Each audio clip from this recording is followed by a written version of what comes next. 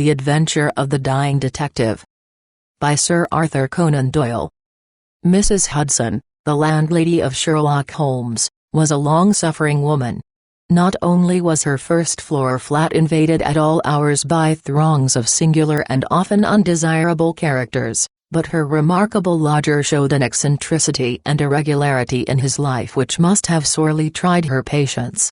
His incredible untidiness, his addiction to music at strange hours, his occasional revolver practice within doors, his weird and often malodorous scientific experiments, and the atmosphere of violence and danger which hung around him made him the very worst tenant in London. On the other hand, his payments were princely.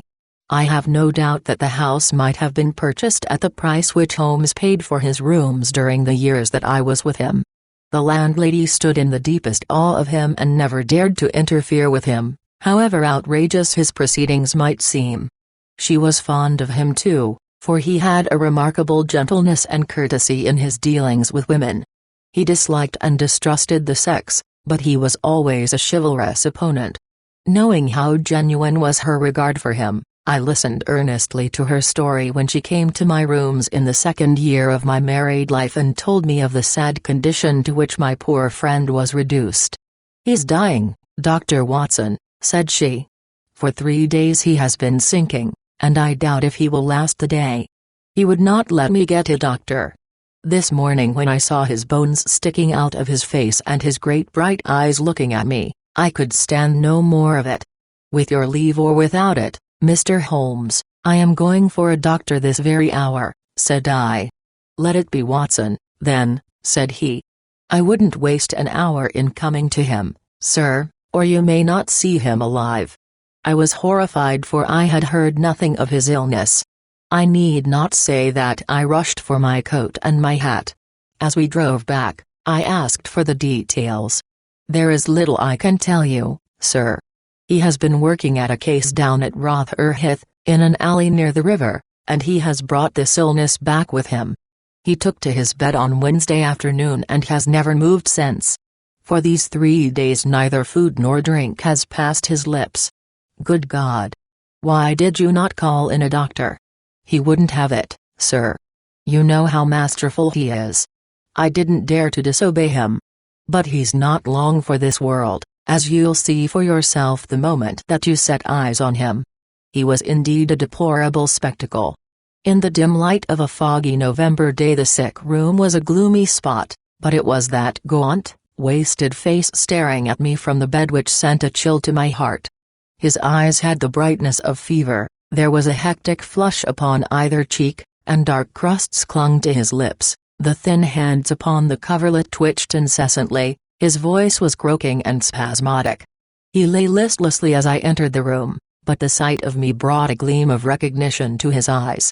"Well, Watson, we seem to have fallen upon evil days," said he in a feeble voice, but with something of his old carelessness of manner. "My dear fellow," I cried, approaching him. "Stand back.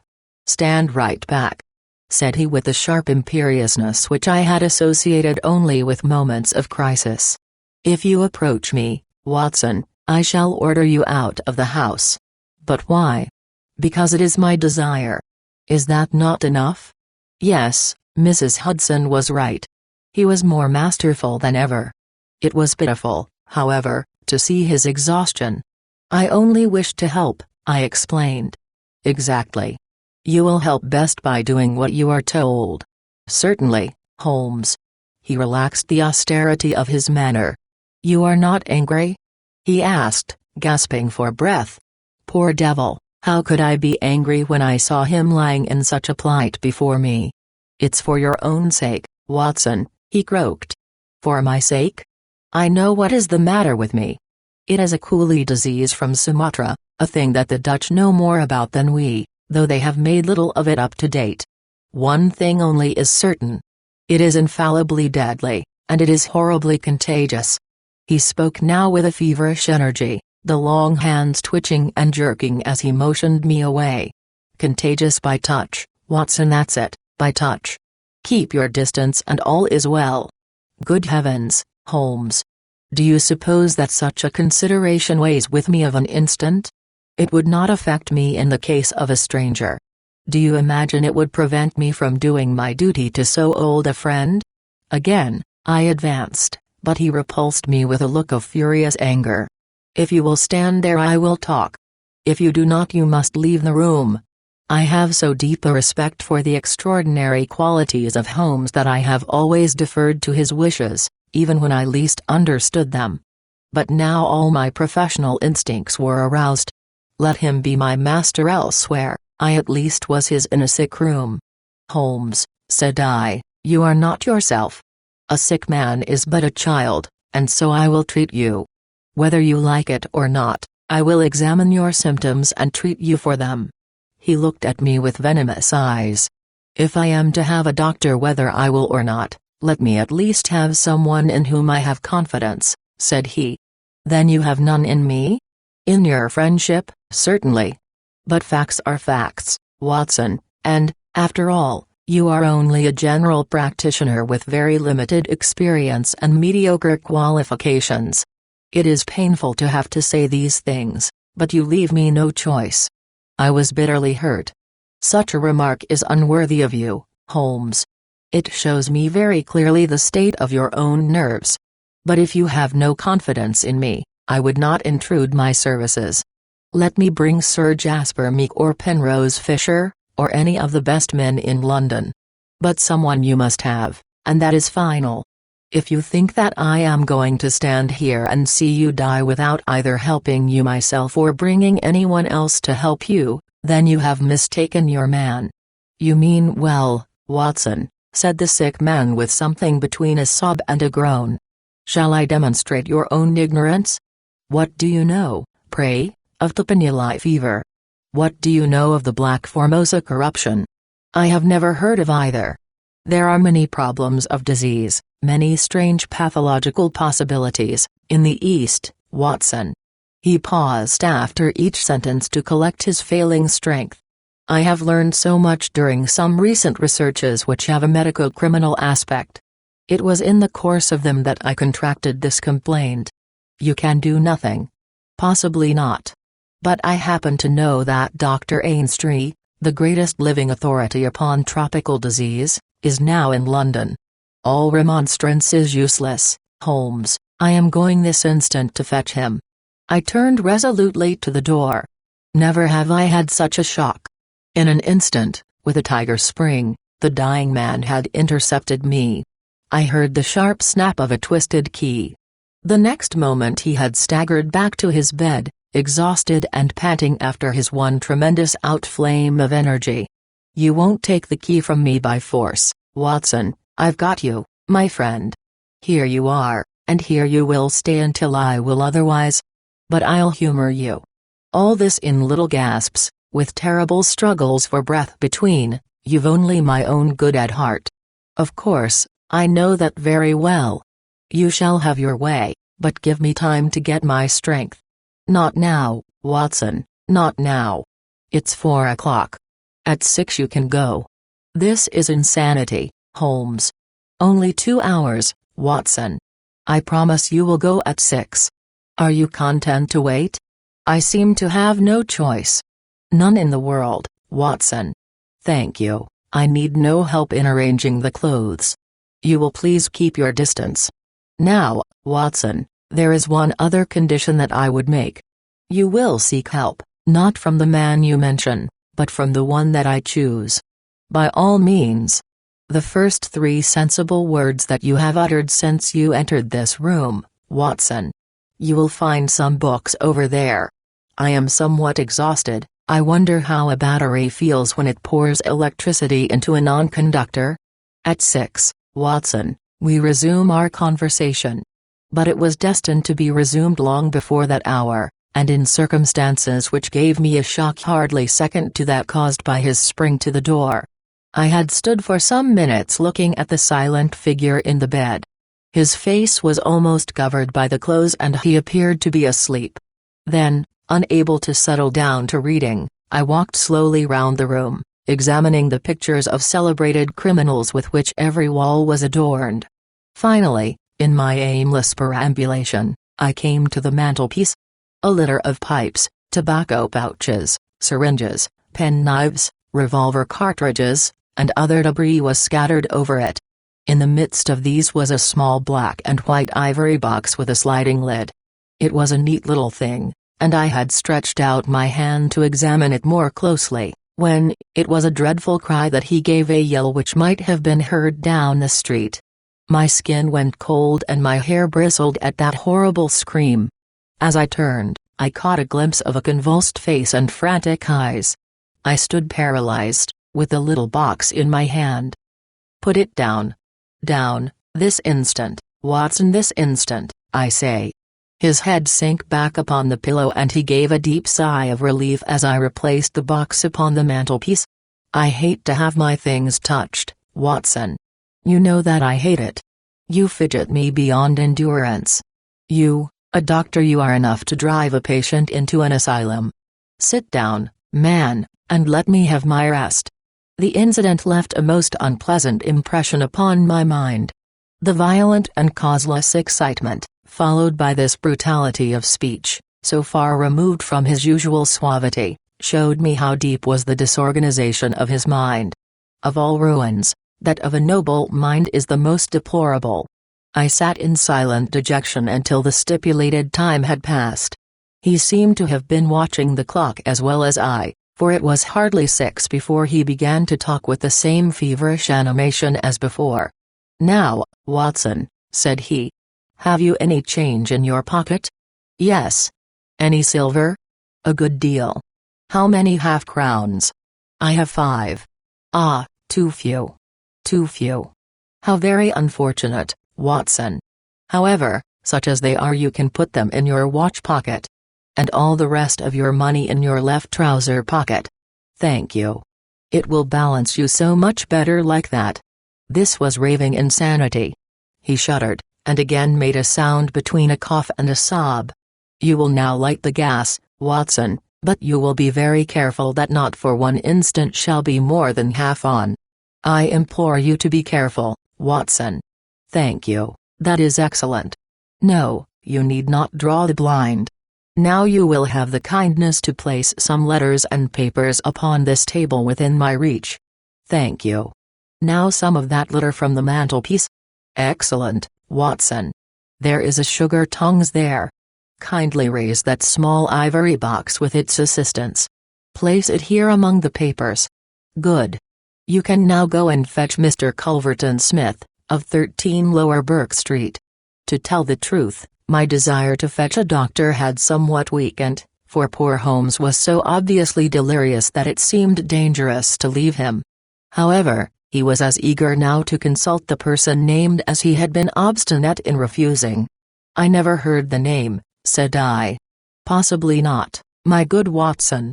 It may surprise you to know that the man upon earth who is best versed in this disease is not a medical man, but a planter. Mr. Culverton Smith is a well-known resident of Sumatra, now visiting London. An outbreak of the disease upon his plantation, which was distant from medical aid, caused him to study it himself, with some rather far-reaching consequences. He is a very methodical person, and I did not desire you to start before 6, because I was well aware that you would not find him in his study. If you could persuade him to come here and give us the benefit of his unique experience of this disease, the investigation of which has been his dearest hobby, I cannot doubt that he could help me." I gave Holmes's remarks as a consecutive whole and will not attempt to indicate how they were interrupted by gasping for breath and those clutching of his hands which indicated the pain from which he was suffering. His appearance had changed for the worse during the few hours that I had been with him. Those hectic spots were more pronounced, the eyes shone more brightly out of darker hollows, and a cold sweat glimmered upon his brow. He still retained, however, the jaunty gallantry of his speech. To the last gasp he would always be the master. "You will tell him exactly how you have left me," said he. "You will convey the very impression which is in your own mind, a dying man, a dying and delirious man. Indeed, I cannot think why the whole bed of the ocean is not one solid mass of oysters, so prolific the creatures seem. Ah, I am wandering. Strange how the brain controls the brain. What was I saying? Watson. My directions for Mr. Culverton Smith. Ah, yes, I remember. My life depends upon it. Plead with him, Watson. There is no good feeling between us. His nephew, Watson. I had suspicions of foul play and I allowed him to see it. The boy died horribly. He has a grudge against me. You will soften him, Watson. Beg him, pray him, get him here by any means. He can save me, only he. I will bring him in a cab, if I have to carry him down to it. You will do nothing of the sort. You will persuade him to come. And then you will return in front of him. Make any excuse so as not to come with him. Don't forget, Watson. You won't fail me. You never did fail me. No doubt there are natural enemies which limit the increase of the creatures. You and I, Watson, we have done our part. Shall the world, then, be overrun by oysters? No, no, horrible. You'll convey all that is in your mind. I left him full of the image of this magnificent intellect, babbling like a foolish child. He had handed me the key, and with a happy thought I took it with me lest he should lock himself in. Mrs. Hudson was waiting, trembling and weeping, in the passage. Behind me as I passed from the flat, I heard Holmes's high, thin voice in some delirious chant. Below, as I stood whistling for a cab, a man came on me through the fog. "How is Mr. Holmes, sir?" he asked. It was an old acquaintance, Inspector Morton, of Scotland Yard, dressed in unofficial tweeds. "He is very ill," I answered. He looked at me in a most singular fashion. Had it not been too fiendish, I could have imagined that the gleam of the fanlight showed exultation in his face. "I heard some rumor of it," said he. The cab had driven up, and I left him. Lower Burke Street proved to be a line of fine houses lying in the vague borderland between Notting Hill and Kensington. The particular one at which my cabman pulled up had an air of smug and demure respectability in its old-fashioned iron railings, its massive folding door, and its shining brass work. All was in keeping with a solemn butler who appeared framed in the pink radiance of a tinted electrical light behind him. "Yes, Mr. Culverton Smith is in. Dr. Watson." "Very good, sir, I will take up your card." My humble name and title did not appear to impress Mr. Culverton Smith. Through the half-open door, I heard a high, petulant, penetrating voice. "Who is this person? What does he want? Dear me, Staples, how often have I said that I am not to be disturbed in my hours of study?" There came a gentle flow of soothing explanation from the butler. "Well, I won't see him, Staples. I can't have my work interrupted like this. I am not at home. Say so. Tell him to come in the morning if he really must see me." Again, the gentle murmur. Well, well, give him that message. He can come in the morning, or he can stay away. My work must not be hindered. I thought of Holmes tossing upon his bed of sickness and counting the minutes, perhaps, until I could bring help to him. It was not a time to stand upon ceremony. His life depended upon my promptness. Before the apologetic butler had delivered his message, I had pushed past him and was in the room. With a shrill cry of anger, a man rose from a reclining chair beside the fire. I saw a great yellow face, coarse-grained and greasy, with heavy, double chin, and two sullen, menacing gray eyes which glared at me from under tufted and sandy brows.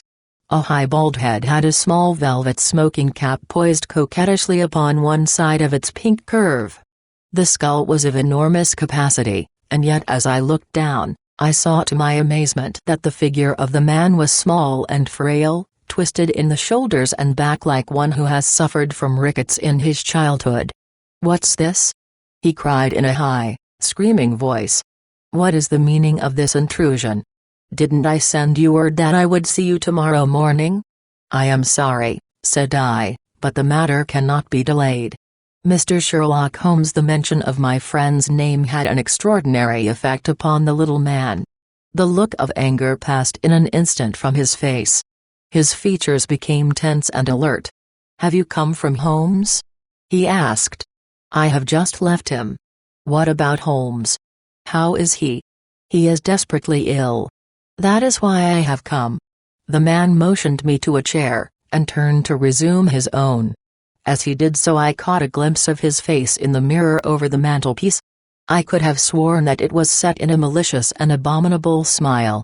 Yet I persuaded myself that it must have been some nervous contraction which I had surprised, for he turned to me an instant later with genuine concern upon his features.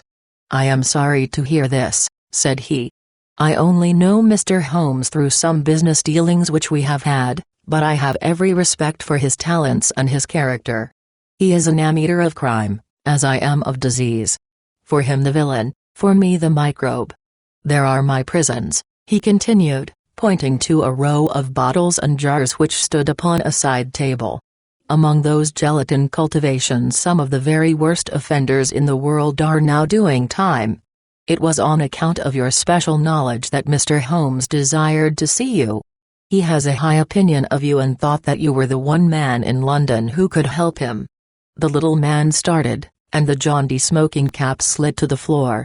"Why?" he asked. "Why should Mr. Holmes think that I could help him in his trouble?" "Because of your knowledge of Eastern diseases." "But why should he think that this disease which he has contracted is Eastern?" "Because, in some professional inquiry, he has been working among Chinese sailors down in the docks." Mr. Culverton Smith smiled pleasantly and picked up his smoking cap. "Oh, that's it, is it?" said he. "I trust the matter is not so grave as you suppose. How long has he been ill?" "About 3 days." "Is he delirious?" "Occasionally." "Tut, tut.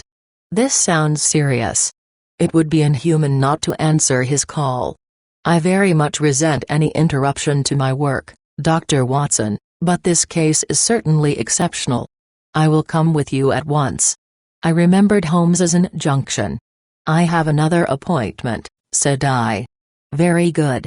I will go alone. I have a note of Mr. Holmes's address. You can rely upon my being there within half an hour at most." It was with a sinking heart that I re-entered Holmes's bedroom. For all that I knew, the worst might have happened in my absence. To my enormous relief, he had improved greatly in the interval. His appearance was as ghastly as ever, but all trace of delirium had left him, and he spoke in a feeble voice, it is true, but with even more than his usual crispness and lucidity. "Well, did you see him, Watson?" "Yes, he is coming." "Admirable, Watson. Admirable. You are the best of messengers. He wished to return with me." "That would never do, Watson. That would be obviously impossible." "Did he ask what ailed me?" "I told him about the Chinese in the East End." "Exactly. Well, Watson, you have done all that a good friend could. You can now disappear from the scene. I must wait and hear his opinion, Holmes." "Of course, you must. But I have reasons to suppose that this opinion would be very much franker and more valuable if he imagines that we are alone. There is just room behind the head of my bed, Watson." "My dear Holmes. I fear there is no alternative, Watson. The room does not lend itself to concealment, which is as well, as it is the less likely to arouse suspicion. But just there, Watson, I fancy that it could be done." Suddenly he sat up with a rigid intentness upon his haggard face. "There are the wheels, Watson. Quick, man, if you love me. And don't budge, whatever happens, do you hear? Don't speak. Don't move. Just listen with all your ears." Then in an instant his sudden access of strength departed, and his masterful, purposeful talk droned away into the low, vague murmurings of a semi-delirious man. From the hiding place into which I had been so swiftly hustled I heard the footfalls upon the stair, with the opening and the closing of the bedroom door. Then, to my surprise, there came a long silence, broken only by the heavy breathings and gasping of the sick man. I could imagine that our visitor was standing by the bedside and looking down at the sufferer. At last, that strange hush was broken. "Holmes!" he cried. "Holmes!" in the insistent tone of one who awakens a sleeper. "Can't you hear me, Holmes?" There was a rustling, as if he had shaken the sick man roughly by the shoulder. "Is that you, Mr. Smith?" Holmes whispered. "I hardly dared hope that you would come." The other laughed. "I should imagine not," he said. "And yet, you see, I am here. Coals of fire, Holmes, coals of fire. It is very good of you, very noble of you. I appreciate your special knowledge." Our visitor sniggered. "You do. You are, fortunately, the only man in London who does. Do you know what is the matter with you?" "The same," said Holmes. "Ah. You recognize the symptoms?" "Only too well." "Well, I shouldn't be surprised, Holmes. I shouldn't be surprised if it were the same. A bad lookout for you if it is. Poor Victor was a dead man on the 4th day, a strong, hearty young fellow. It was certainly, as you said, very surprising that he should have contracted an out-of-the-way Asiatic disease in the heart of London, a disease, too, of which I had made such a very special study. Singular coincidence, Holmes. Very smart of you to notice it, but rather uncharitable to suggest that it was cause and effect. I knew that you did it." "Oh, you did you? Well, you couldn't prove it, anyhow. But what do you think of yourself spreading reports about me like that, and then crawling to me for help the moment you are in trouble? What sort of a game is that, eh?" I heard the rasping, labored breathing of the sick man. "Give me the water," he gasped. "You're precious near your end, my friend, but I don't want you to go till I have had a word with you. That's why I give you water. There, don't slop it about. That's right. Can you understand what I say?" Holmes groaned. "Do what you can for me. Let bygones be bygones," he whispered. "I'll put the words out of my head, I swear I will. Only cure me, and I'll forget it." "Forget what?" "Well, about Victor Savage's death. You as good as admitted just now that you had done it." "I'll forget it." "You can forget it or remember it, just as you like. I don't see you in the witness box. Quite another shaped box, my good Holmes, I assure you. It matters nothing to me that you should know how my nephew died. It's not him we are talking about. It's you." "Yes, yes. The fellow who came for me, I've forgotten his name, said that you contracted it down in the East End among the sailors. I could only account for it so. You are proud of your brains, Holmes, are you not? Think yourself smart, don't you? You came across someone who is smarter this time. Now cast your mind back, Holmes. Can you think of no other way you could have got this thing?" "I can't think. My mind is gone. For heaven's sake, help me." "Yes, I will help you. I'll help you to understand just where you are and how you got there. I'd like you to know before you die.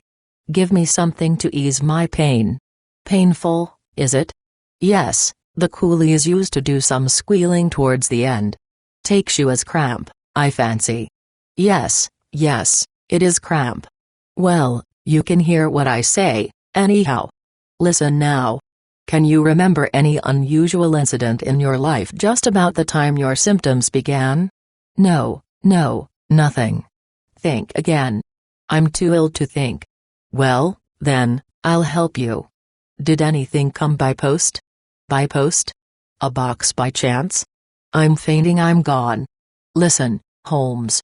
There was a sound as if he was shaking the dying man, and it was all that I could do to hold myself quiet in my hiding place. "You must hear me. You shall hear me. Do you remember a box, an ivory box? It came on Wednesday. You opened it, do you remember?" Yes, I opened it. There was a sharp spring inside it. Some joke, it was no joke, as you will find to your cost. You fool, you would have it and you have got it. Who asked you to cross my path? If you had left me alone, I would not have hurt you." "I remember," Holmes gasped. "The spring. It drew blood. This box, this on the table. The very one, by George. And it may as well leave the room in my pocket. There goes your last shred of evidence. But you have the truth now, Holmes, and you can die with the knowledge that I killed you. You knew too much of the fate of Victor Savage, so I have sent you to share it. You are very near your end, Holmes. I will sit here and I will watch you die." Holmes's voice had sunk to an almost inaudible whisper. "What is that?" said Smith. "Turn up the gas?" "Ah, the shadows begin to fall, do they?" "Yes, I will turn it up, that I may see you the better." He crossed the room and the light suddenly brightened. "Is there any other little service that I can do you, my friend?" "A match and a cigarette." I nearly called out in my joy and my amazement. He was speaking in his natural voice, a little weak, perhaps, but the very voice I knew. There was a long pause, and I felt that Culverton Smith was standing in silent amazement looking down at his companion. "What's the meaning of this?" I heard him say at last in a dry, rasping tone. "The best way of successfully acting a part is to be it," said Holmes. "I give you my word that for 3 days I have tasted neither food nor drink until you were good enough to pour me out that glass of water. But it is the tobacco which I find most irksome. Ah, here are some cigarettes." I heard the striking of a match. "That is very much better. Hulloa! Hulloa! Do I hear the step of a friend?" There were footfalls outside, the door opened, and Inspector Morton appeared. "All is in order and this is your man," said Holmes. The officer gave the usual cautions. "I arrest you on the charge of the murder of one Victor Savage," he concluded. "And you might add of the attempted murder of one Sherlock Holmes," remarked my friend with a chuckle. "To save an invalid trouble, Inspector, Mr. Culverton Smith was good enough to give our signal by turning up the gas. By the way, the prisoner has a small box in the right-hand pocket of his coat which it would be as well to remove." "Thank you. I would handle it gingerly if I were you. Put it down here. It may play its part in the trial." There was a sudden rush and a scuffle, followed by the clash of iron and a cry of pain. "You'll only get yourself hurt," said the inspector. "Stand still, will you?" There was the click of the closing handcuffs. "A nice trap!" cried the high, snarling voice. "It will bring you into the dock, Holmes, not me. He asked me to come here to cure him. I was sorry for him and I came. Now he will pretend, no doubt, that I have said anything which he may invent which will corroborate his insane suspicions. You can lie as you like, Holmes. My word is always as good as yours." "Good heavens!" cried Holmes. "I had totally forgotten him. My dear Watson, I owe you 1,000 apologies. To think that I should have overlooked you. I need not introduce you to Mr. Culverton Smith, since I understand that you met somewhat earlier in the evening. Have you the cab below? I will follow you when I am dressed, for I may be of some use at the station." "I never needed it more," said Holmes as he refreshed himself with a glass of claret and some biscuits in the intervals of his toilet. "However, as you know, my habits are irregular, and such a feat means less to me than to most men. It was very essential that I should impress Mrs. Hudson with the reality of my condition, since she was to convey it to you, and you in turn to him. You won't be offended, Watson. You will realize that among your many talents dissimulation finds no place, and that if you had shared my secret, you would never have been able to impress Smith with the urgent necessity of his presence, which was the vital point of the whole scheme. Knowing his vindictive nature, I was perfectly certain that he would come to look upon his handiwork. But your appearance, Holmes, your ghastly face. 3 days of absolute fast does not improve one's beauty, Watson. For the rest, there is nothing which a sponge may not cure. With Vaseline upon one's forehead, belladonna in one's eyes, rouge over the cheekbones, and crusts of beeswax round one's lips, a very satisfying effect can be produced. Malingering is a subject upon which I have sometimes thought of writing a monograph. A little occasional talk about half-crowns, oysters, or any other extraneous subject produces a pleasing effect of delirium. But why would you not let me near you, since there was in truth no infection? Can you ask, my dear Watson? Do you imagine that I have no respect for your medical talents? Could I fancy that your astute judgment would pass a dying man who, however weak, had no rise of pulse or temperature? At 4 yards, I could deceive you. If I failed to do so, who would bring my Smith within my grasp? No, Watson, I would not touch that box. You can just see if you look at it sideways where the sharp spring like a viper's tooth emerges as you open it. I dare say it was by some such device that poor Savage, who stood between this monster and a reversion, was done to death. My correspondence, however, is, as you know, a varied one, and I am somewhat upon my guard against any packages which reach me. It was clear to me, however, that by pretending that he had really succeeded in his design I might surprise a confession. That pretense I have carried out with the thoroughness of the true artist. Thank you, Watson, you must help me on with my coat. When we have finished at the police station I think that something nutritious at Simpson's would not be out of place.